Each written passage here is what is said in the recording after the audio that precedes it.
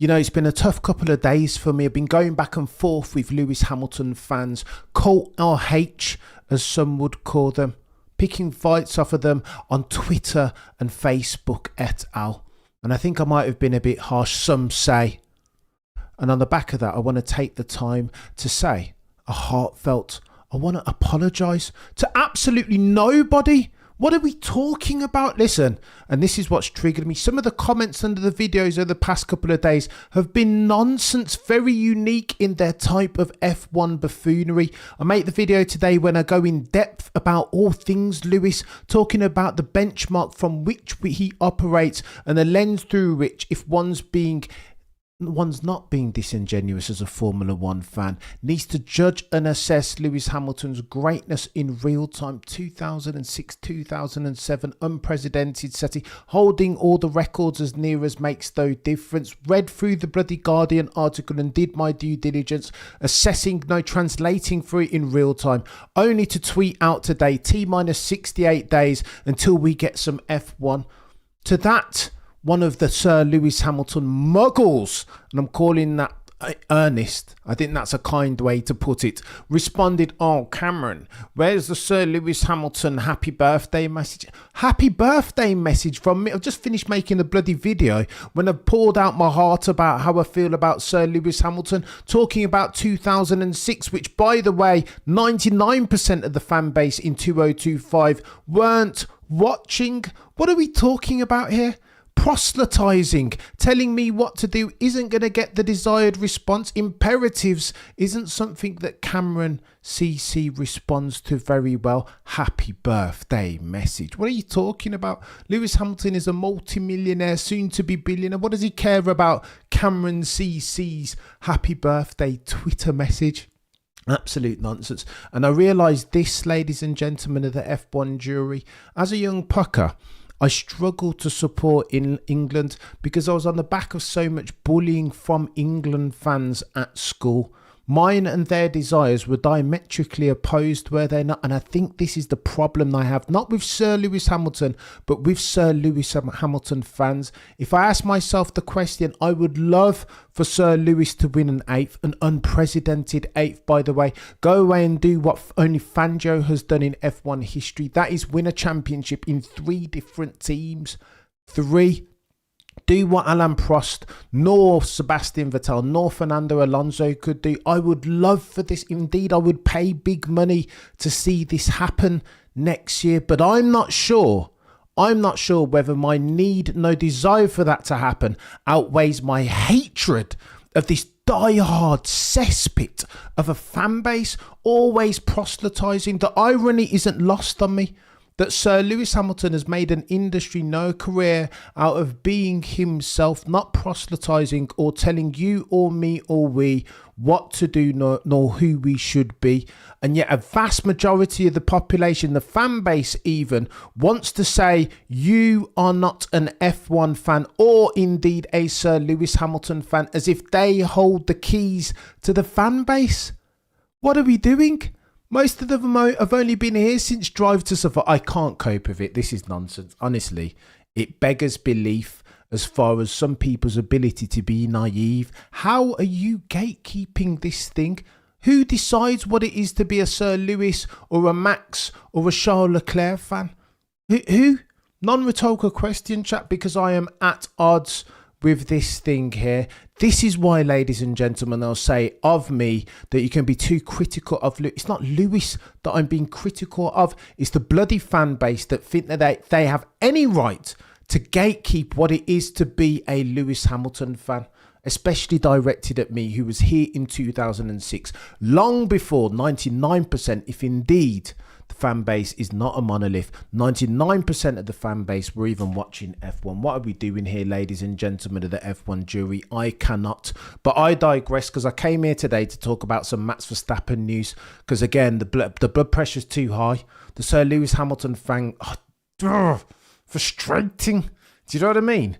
I can't cope with it. You'll forgive the scorched earth settings, but sometimes you got to feel something about F1 and the way that the fan base moves. Now, I know before I say all this stuff about Max Verstappen and Christian Horner and Mark Hughes giving an article articulating what Max Verstappen does so well, before I go into that, I understand that the fan base isn't a monolith. So too, I understand that there are cult LH-esque members in every single fan base. Fundamentalists is probably the best word for them. But the way that I interact with each of these fan base has never been worse than what it is with Sir Lewis Hamilton's. And so I say all that to say this. I don't know whether I want Lewis Hamilton win more than I want the fan base to lose. Because every single time that I interact with these extremists, I just can't cope. It's too much. I've had enough, ladies and gentlemen. It's not worth my while. All I want to do is come here each and every single time and talk about some F1. Is that too much to ask? Maybe it is too much to ask. Maybe I'm too much of an F1 simpleton as at the 7th of the 1st, 2025. Maybe this all falls on me. It's Cameron.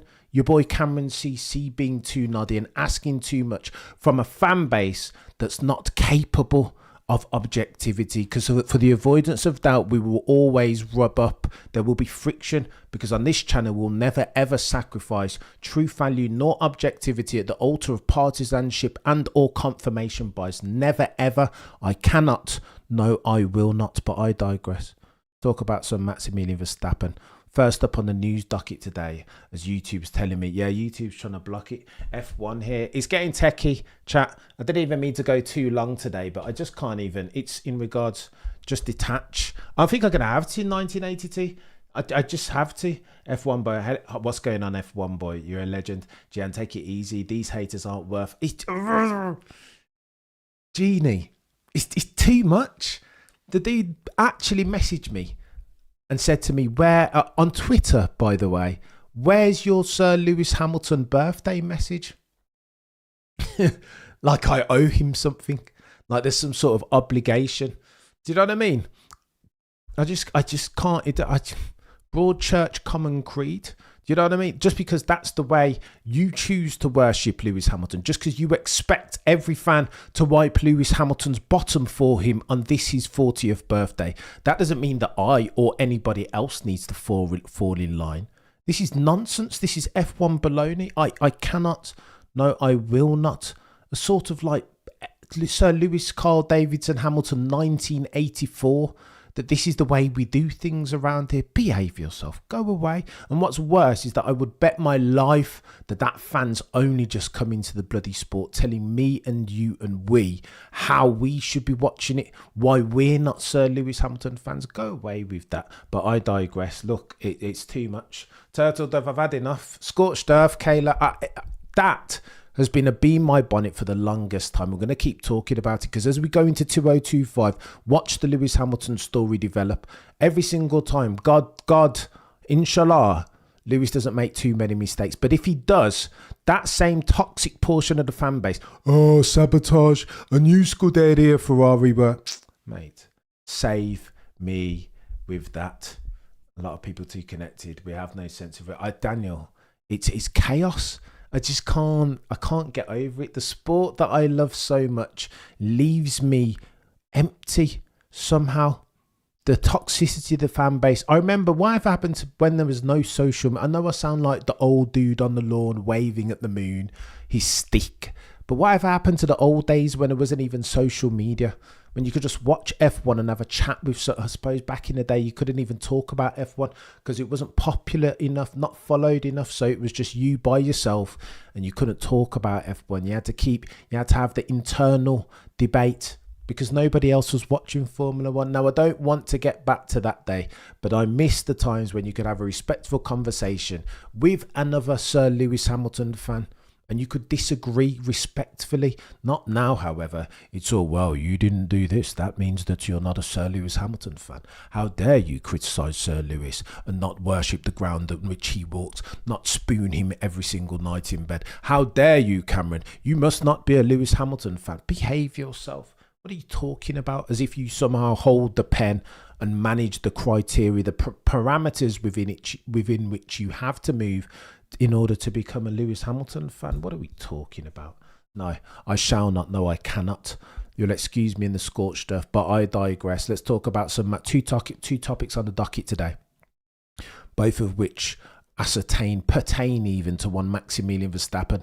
The first is Christian Horner talking about why Max Verstappen is not leaving, talking exclusively to motorsport.com. It's as if Christian Horner watched our piece the other day talking about why Maximilian Verstappen may well go on a sabbatical. You remember the other day we pitched the case that this maybe not the most likely outcome, maybe not the most likely of eventualities, but you can't rule it out. Why? Because Max Verstappen has told us on a gazillion occasions that sabbatical is a potential thing. So too, father of Max, one Jos Verstappen, saying it's not beyond the realm of possibility that Max Verstappen could take a cheeky sabbatical at some point, particularly if Red Bull fail to build him a car capable of competing for championships. And so races. Matthew Brown, you're a legend. Max isn't going anywhere. If by the end of the season Max has signed for Aston or Mercedes, then Christian will be fired. Mate, I don't even fired quicker than an F1 car reaching. I don't disagree with you, Matthew Brown. We've talked about it already. Look, Max and the team are nothing if not truth sayers. Raymond Vermeulen, Max Verstappen and father of Max, one Jos Verstappen, they were negotiating real time as at the summer break and at the Miami Grand Prix with none other than Toto, the boy who cried wolf, and the boys and girls from Brackley and Brixton. We know that for a fact. They're all, by all accounts, trusted sources across the board, multiple of them. Now what, you mean to tell me that things have changed? Max Verstappen has always had in his contract two-way performance clauses, meaning therefore, F1 boy, you're a legend, proper legendary settings, meaning therefore, of course he'll have performance clauses in his contracts now, more their way than his, because Max isn't really, you wouldn't expect Max to underperform necessarily, but it's not, again, beyond the realm of possibility that Red Bull don't build him a car commensurate to his not insubstantial skills behind an F1 car. And of course, and again, if word on the F1 curb is something in which you can be invested. We know, we've heard, again, multiple sources talking about if during 2025, Max, as at the end of Suzuka, which is the third race into the season, Max isn't within the top 3 in the drivers' standings, then he can null and void his contract with immediate effect, allegedly. That's what they say. Rumour, word on the F1 curb. So take that as you will, right? Maybe there is no truth. Allegedly, all of the aforementioned. But then Christian Horner's going to come out and say as follows, that Max has always been crystal clear with the team. His commitment has been unwavering. He enjoys the people. The people that he trusts and the people that he works with, and enjoys being very much part of the team. Of course, the talent that he is, I'm sure he's on every team principal's Christmas wish list. That's inevitable. But as long as we can continue to provide him with a competitive car and an environment that he enjoys racing in, I don't see any desire for him to be elsewhere. You are mirroring, therefore, all of the sentiments of Max Verstappen over the past 24 months. 3 things even he's told you that he needs: a semblance of harmony, a car capable of winning races and therefore championships, and Helmut Marko needs to stay. Christian Horner is just parroting that outright. No news here. Is rain still wet? Well, I think it is.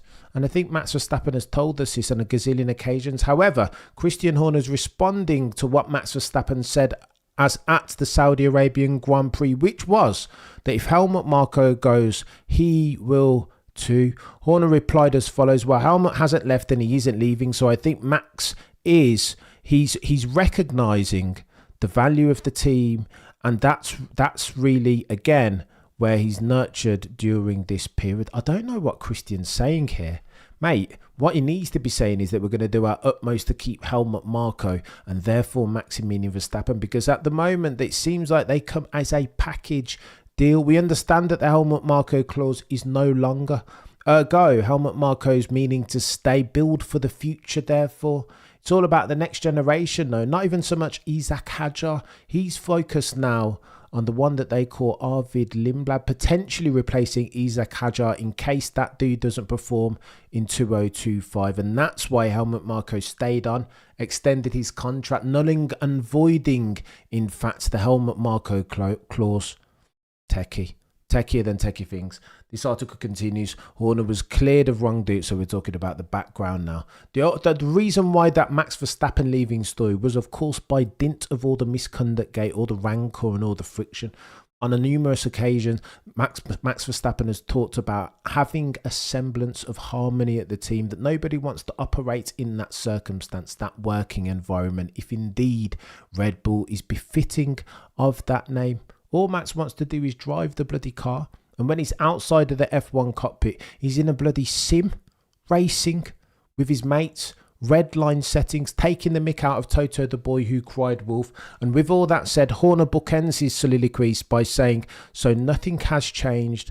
Over here at the balls that are red, it is BAU, business as usual. Yeah, right, mate. Of course it is, Christian. I don't know what to believe here. Listen. In 12 months' time, if Red Bull have built a brilliant car that Max can manipulate, a car capable, commensurate with Max Verstappen's not insubstantial skills behind an F1 wheel, then this is all going to be a nothing subject. It will all fade to black. If, however, as at the Suzuka Grand Prix, the third Grand Prix of the 2025 season, Max Verstappen is outside the top 3 in the driver's standing, and again, that's a possibility, right? Then we're going to be talking about this. It's one of those story arcs that's going to continue to permeate throughout the 2025 season. Oh, the humanity. Daniel says, but Toto would have done the exactly same thing until Lewis announced he's going to Ferrari. They have project controllers, team managers. Cam, zip it when you're done with Max. Zip it up when you're done with Max. You see, Michael, you remember what I was saying earlier about a very unique brand of toxic Sir Lewis Hamilton fan worship. Do you see what you're doing there? I see what you're doing, Michael. Bantering, trying desperately to bring me back. Just when I thought I was out, Michael Romero tries to bring me back into scorched earth, Cameron. I can't do it though, Michael. I've got no emotional bandwidth left. The fan base, the toxic portion of the Lewis Hamilton fan base has taken out of it to me today with all their bloody imperatives telling me what to do, to tweet out happy birthday, Sir Luke. No, man, I'm not even. And by the way, Mark Hughes on the race, I will link it below. Mark Hughes at the race has penned a brilliant article. And by the way, this is the dude who penned Unstoppable, the biography of Max Verstappen. Brilliant, talking about what Max Verstappen does in the car, the pointy front end, allowing him to float the rear around at low minimum speed, low speed, medium duration turns. It's legendary. Let me play it out under the headline, of course, that Max Verstappen destroys his teammates unintentionally, and this is why.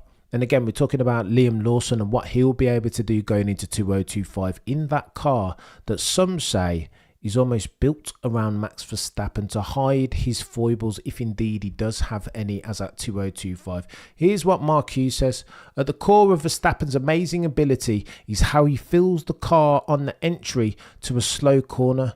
When you look at the big difference between him and his teammates, said Christian Horner in 2023, he's never really been in the high speed stuff. Gasly, for example, in a high speed corner would be as quick, if not quicker, than Max Verstappen. Oh, the humanity. I did not know this.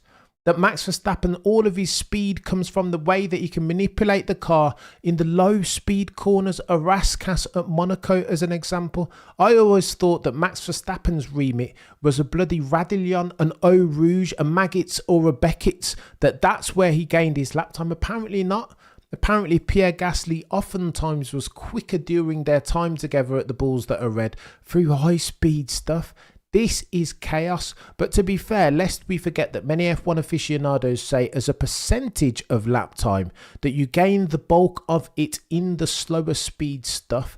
Lest we forget a couple of cycles ago, 0.3 is how much Maximilian Verstappen was able to gain on Fernando Alonso, man from Oviedo, Asturias, through the final sector, which by the way is only 19 seconds long. As a percentage then, he's gaining a lot of time through Rascasse. Yeah, Fernando Alonso made a mistake.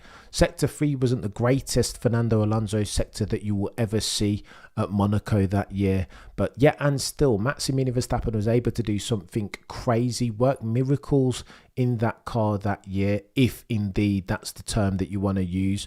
User continues. Horner says it's all about the whole braking phase into slow corners and his total confidence and ability to deal with the rear end that is a bit loose. What are we doing, ladies and gentlemen? Now we're talking about the way that Red Bull developed the car. And again, this speaks to another toxic portion of the fan base in the cult fundamentalist Checo Perez fans. This is why they were saying, well, they build the car away from Checo.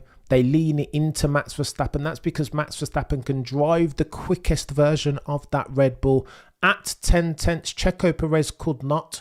Horner continues, you only need to look at turn 3 at Austria, for instance, which is always a standout corner for him. If the rear of the car isn't completely planted because of sensitivity and feel, almost like a motorcycle racer, he can effectively be right on the edge of adhesion on corner entry, and if the rear is moving around, it doesn't bother him in the least. What he wants is a really positive front, and he will deal with the rear, handle it in rear time. And again, if you read Hughes' book Unstoppable, he talks about his ability to be so close to the limit because he doesn't fear for it. He's got this god tier level of correction, has Max, and therefore can risk manage in real time. This is something that very few drivers in F1 history have had / been able to do.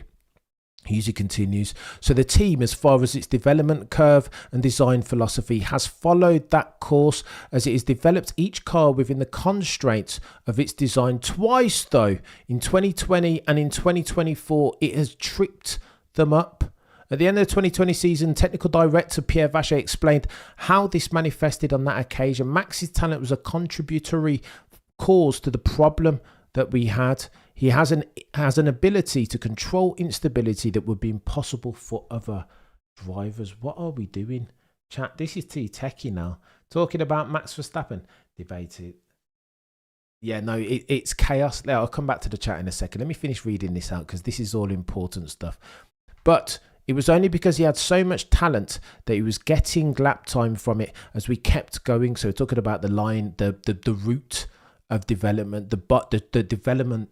Get your words out, Cameron. The design philosophy tree up which they were barking. He says, we know that sometimes making a car on the edge in that way can create a quicker car. So we went in this direction and Max was extracting the lap time from it. And so we kept going in that direction.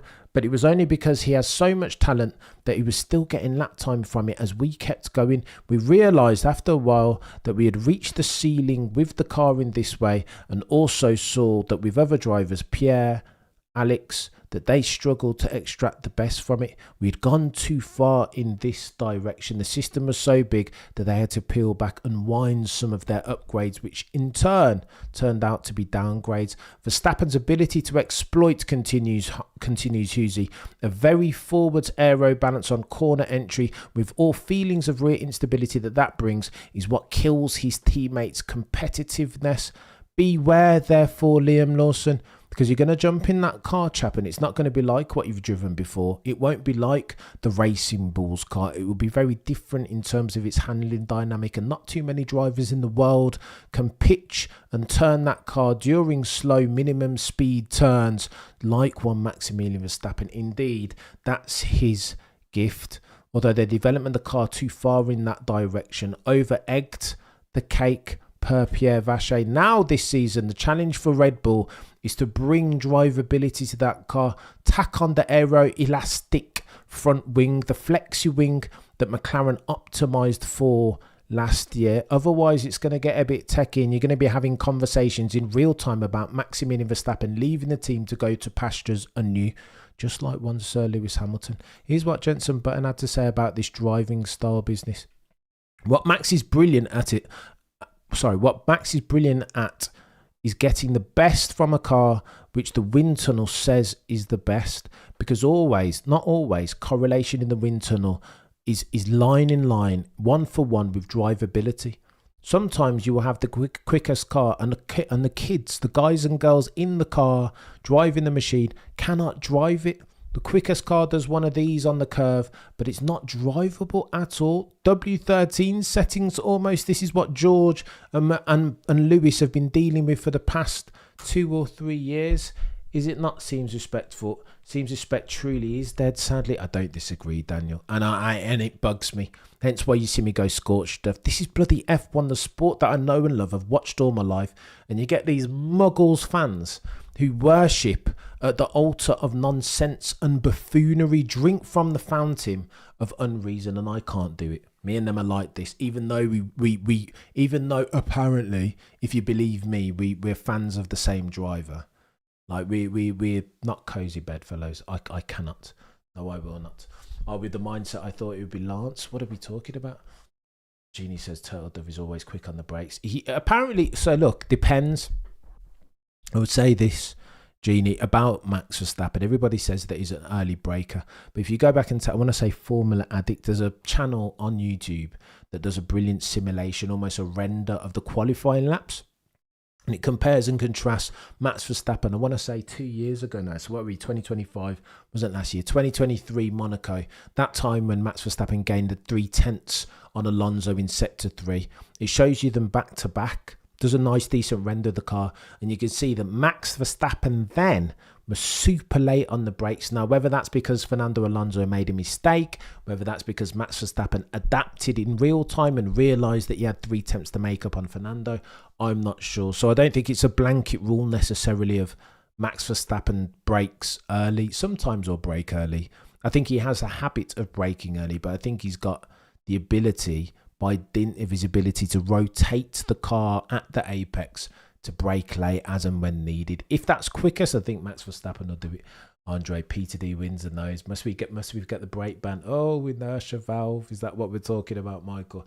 Never proven, chap. Can have that conversation. I understand why you say that, but again, Hughes, you wrote a brilliant article that said he attributed the convergence in extreme-ish to McLaren and Mercedes taking a step on more than Red Bull losing. Because if you look at the super times, the difference as a percentage of the quickest time of each of the teams over a course of a race weekend, the gap, let's say post Miami, the gap between Red Bull and Mercedes and McLaren did one of these, whereas the gap between the Bulls that are red and the rest of the teams was stasis. Didn't change massively.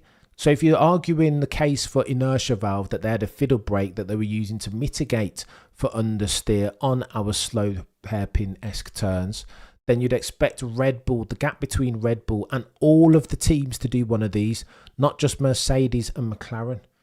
And that's the antithesis to that argument. Why did Brembo come out and say it wasn't the brakes? I know, Techie Michael, that one. I don't know. Yeah, they said that they were using them something. This is a good shout. Peter Windsor talked about this many cycles ago, didn't he? That there was something going on with Brembo potentially. Maybe it was an inertia valve. I don't know. I couldn't tell you definitively. It's too hard. Champ 92 getting back up, Michael. Listen, we can all be respectful, I think. Yeah, no, it's too techie. Matt's is defending champ. He's a defending champ. Why are you such a crybaby? Matt lives rent free in your head now. Chill out, chaps, in the chat. Let's relax ourselves and be respectful each and every single time as you round third base. Let me say this about Lewis Hamilton. There's a bloody thing that bear with me. I'm going to read this out because this is the way that I like to pay homage to one Sir Lewis Carl Davidson Hamilton. Let me try and read this out if I can, if I may. Here's what Sir Lewis Hamilton means to me. Let me tell you this. Records that he currently holds. Again, this is per the official F1 website. 105 wins, 202 podiums, 4,862.5 points. That's a record. 104 pole positions, 7 championships, joint record with, of course, the Red Baron, the one called Michael Schumacher. 16 seasons with a win each of. 190 races led, 313 points finishes, 5,486 laps led, record. 4 rookie wins, joint record. And by the way, could have and should have potentially won in his rookie season, lest we forget. But those Sir Lewis Hamilton muggles won't be able to tell you that because they weren't around in 2007. But I digress. 4 rookie wins, 6 rookie pole positions, 176 front row starts, 265 consecutive starts, 246 races with one team, 9 wins at the same circuit, 31 wins at different circuits, 36 podiums at different circuits, 6 championships for one single team. Lest we forget, the stakes going into next year are thus: Alonso, Vettel couldn't do it. So too Alan Prost couldn't do it. That is, go across the Scuderia Ferrari and build up a team in their image, using which they can win championships of the drivers' variety at Scuderia Ferrari. For the avoidance of doubt, Prost, as brilliant as he was, he couldn't do it. Alonso, two-time champion, he couldn't go over to Ferrari and do it. So too Sebastian Vettel, four-time champion, by the way, he couldn't do it either. 8-time champion, that would be in precedented settings, taking clear of one of the greatest that I've ever seen, Michael Schumacher, by the way. And then winning a championship at 3 teams. Only one man in F1 history has managed to do that. His name was Juan Manuel Fangio. Not a bad peddler, by the way. 40 years old. If again Sir Lewis can nail it next year against, on the opposite side of the garage, from a fire-breathing dragon in one Charles Leclerc, aka modern day Jean Alesi, he'll be doing something very, very special, ladies and gentlemen. Things that only a few people in F1 history have ever done. 40 years old is what Sir Lewis Hamilton is today. Feliz cumpleaños a ser entonces. This means then he'll be joining the likes of Jack Brabham, 66, Juan Manuel Fangio in 57, and Giuseppe Farina in 1950 as the only 3 men in history to date to win a driver's championship at the age of 40 years or older. What are we doing here?